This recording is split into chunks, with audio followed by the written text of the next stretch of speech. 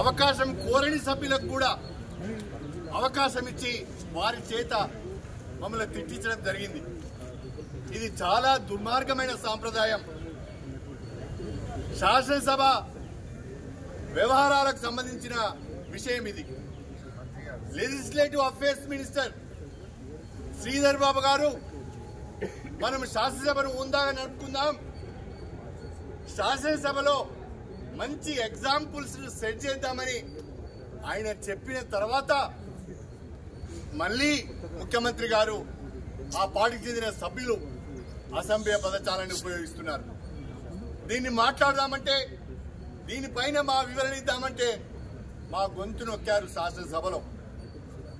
గత్యంతరం లేని పరిస్థితులలో బయటికి వచ్చి కనీసం మీడియా పాయింట్ దగ్గరనైనా లోపల ఏం జరిగిందో చెప్పుకుందామంటే ఇక్కడ ఇనుప కంచెలను పెట్టారు.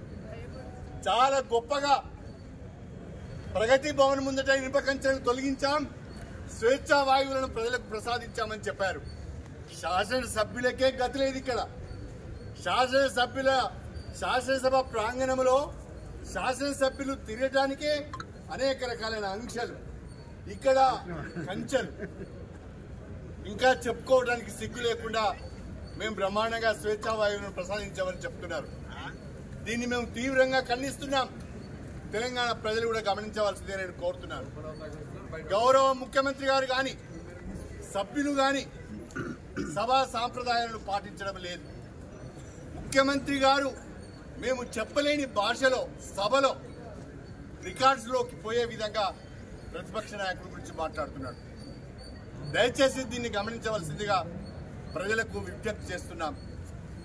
దీన్ని మేము ఎప్పటికైనా ఈ రకమైన ప్రవర్తన ప్రభుత్వం నుంచి ఉంటే, ఇదే రకమైన భాషను ముఖ్యమంత్రి గారు కొనసాగించాలని అనుకుంటే సమంజసం కాదు.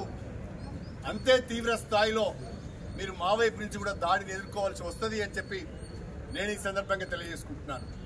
భాష రాక కాదు, మాటలు రాక కాదు, మీరు మాట్లాడే మాటల కంటే అసభ్య పదజాలాన్ని ఉపయోగించే సత్తా మా దగ్గర ఉన్నది. కాకపోతే మాకు సభ్యత అడ్డొస్తున్నది, సంస్కృతి అడ్డొస్తున్నది. తెలంగాణ భాషను, తెలంగాణ సంస్కృతిని కించపరచదలుచుకోలేదు. అందుకనే ముఖ్యమంత్రి గారి పట్ల ఆ అసభ్య పదజాలాన్ని మేము వినియోగించుకోవడం లేదు. దయచేసి ఇప్పటికైనా ప్రభుత్వం కళ్ళు తెరవాలి. స్పీకర్ గారు అందరికీ సమాన అవకాశాలు కల్పించాలి. ఎవరైనా ఆరోపణలు చేసినప్పుడు